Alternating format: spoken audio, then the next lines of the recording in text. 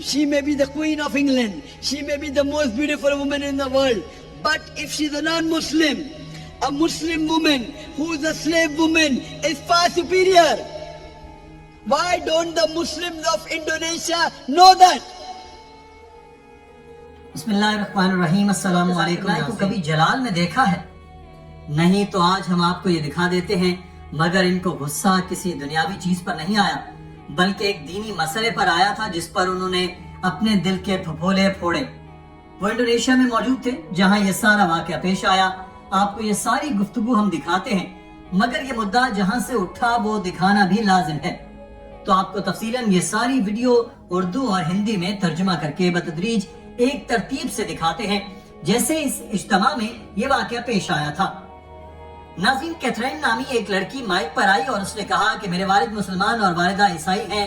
मैंने कुरान पाक की सूरह अल काफिरून की आयत पढ़ी है जिसमें कहा गया है कि तुम्हारे लिए तुम्हारा दीन और मेरे लिए मेरा दीन। मुझे इस पर यकीन है कि हर किसी के लिए उसका दीन ही होना चाहिए, मगर मेरा सवाल है कि कुरान पाक में कहा गया कि ईसाई और यहूदी जहन्नुम में जाएंगे, और दूसरी तरफ सूरह बकरा में ये भी कहा गया कि जो भी ईमान रखता है वो जन्नत में जाएगा। ये आयत पहली वाली आयत से टकराती है जिसमें ईसाई और यहूदियों को जहन्नुम जाने की वहीद सुनाई गई। Mengapa ayat yang mengatakan bahwa orang Nasrani dan Yahudi akan masuk neraka itu kontradiksi dengan Al-Baqarah ayat 62? And the expression that said that Christian and Jews that they will enter the hell, it contradicts with Al-Baqarah 62. Why? Lalu siapa yang dimaksud dalam Al-Baqarah 62 itu? नाज़रीन, doctor Zakir Naik उस वक्त Indonesia में मौजूद थे, तो उन्होंने अब तक वहाँ जो भी देखा था उससे मुताल्लिक भी उन्होंने बात करना मुनासिब समझा और कहा कि सवाल के जवाब मैं बाद में दूंगा। पहले मैं ये कहना चाहता हूँ कि इंडोनेशिया में ये चीज मैंने बहुत ज्यादा देखी है कि मुसलमान की शादी गैर मुस्लिम से हो रही है, और ये बहुत ही आम चीज है। कई मुसलमान वालिदैन अपनी बेटी को गैर मुस्लिमों को सौंप देते हैं, इसके लिए उनकी जवाबदेही होगी।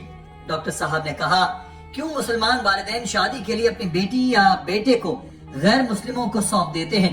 आप लोग ऐसा क्यों कर रहे हैं? सूरह बकरा में वाज़ेह लिखा है कि मुशरिका से शादी न करो जब तक वो ईमान न ले आए।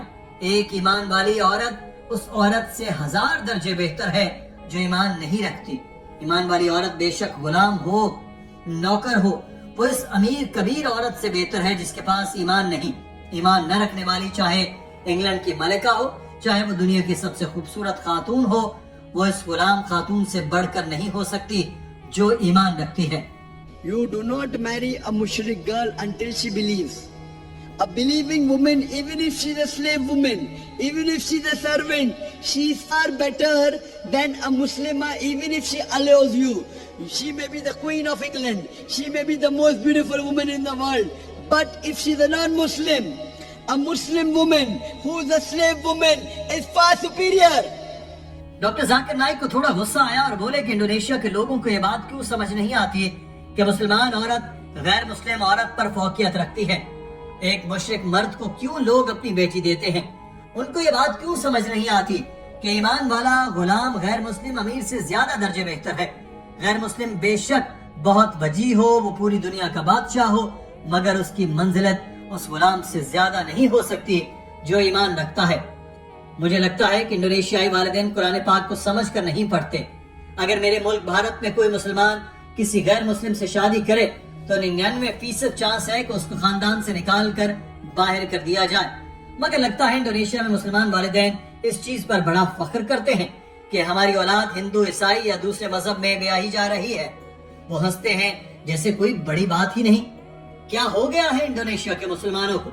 मैं चाहता हूँ कि इंडोनेशिया की सारी यूनिवर्सिटीज इस्लामियात की किताब में लिखें कि मुसलमान को गैर मुस्लिम से शादी नहीं करनी चाहिए।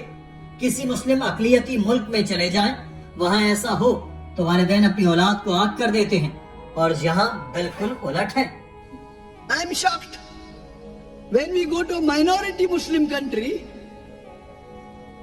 they excommunicate the person. The parents dishonor. Doctor Zakir Naik ने कहा कि ये पॉइंट सबको बता दें कि एक तरफ गैर मुस्लिम हो, वो दुनिया पर हुकूमत करता हो, वो दीदा ज़ेब हो, वो बिल गेट्स हो और दूसरी तरफ ईमान रखने वाला शख्स चाहे गुलाम हो, चाहे दुनिया का सबसे बदसूरत शख्स हो, अगर आपके पास ऑप्शन है तो इस ईमान वाले से शादी करें, दूसरे शख्स से नहीं जिसके पास ईमान नहीं है, क्योंकि ईमान वाला या ईमान वाली आपको जन्नत में लेकर जाएगा। मर्दों को बता दें कि दुनिया की सबसे खूबसूरत लड़की को छोड़कर उससे शादी करें जो बेशक दुनिया की सबसे खूबसूरत औरत हो मगर ईमान रखती हो, क्योंकि वो आपको जन्नत में ले जाएगी, वो आपकी मोहसिना है। कुरान पाक कहता है कि ईमान वाली औरत तुम्हारी मोहसिना है, वो शैतान के खिलाफ तुम्हारी ढाल है, और गैर मुस्लिमा शैतान के खिलाफ नहीं बल्कि शैतान की ढाल है। I want to tell the Muslim men, do not marry non-Muslim women. She may be the most beautiful woman in the world, not Indonesia. She may be the most wealthiest woman in the world. She may be a queen. But if you have a mu'mina, a believing woman, who may be the most ugliest woman in the world, who may be a slave woman, she is far superior because she will take you to Jannah. She is your muhsana. The Quran says your wife is a muhsana. Muhsana means fortress against the devil. If you marry a non-Muslim, they are a fortress of the devil, not against the devil. Doctor Zakir Naik अब उस लड़की के सवाल की तरफ आए और उससे कहा कि बहन, आपने कुरानी आयात में इख्तिलाफ का सवाल किया। मैं आपको बता दूं कि कुरान पाक ने बहुत मकामात पर फरमाया है वो लोग कुफ्र करते हैं जो कहते हैं कि जीसस अल्लाह ताला के बेटे हैं। इसका मतलब है कि कुरान पाक कहता है कि ईसाई और यहूदी काफिर हैं, इनसे शादियां मत करो। डॉक्टर साहब ने उस खातून को बताया कि सूरह बकरा की जिस आयत का हवाला आपने दिया उसका एक पस मंजर है। तफसीर में लिखा है कि ईसाई, यहूदी और दीगर मज़ाहिब के लोग आप सल्लल्लाहु अलैहि वसल्लम के पास आए थे और पूछते थे कि हम फलां फलां मजहब से ताल्लुक रखते हैं, हमने ये गुनाह किए हैं, क्या हम बख्शे जाएंगे?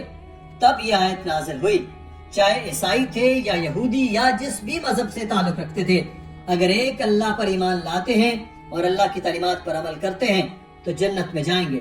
इसका मतलब है कि ये लोग जिन्होंने सवाल किया वो ईमान ला चुके हैं। कुरान पाक में कहीं नहीं लिखा कि ईसाईयत पर रहोगे तो भी जन्नत में जाओगे।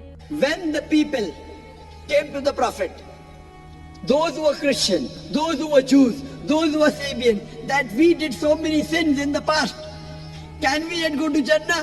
Then this verse was revealed.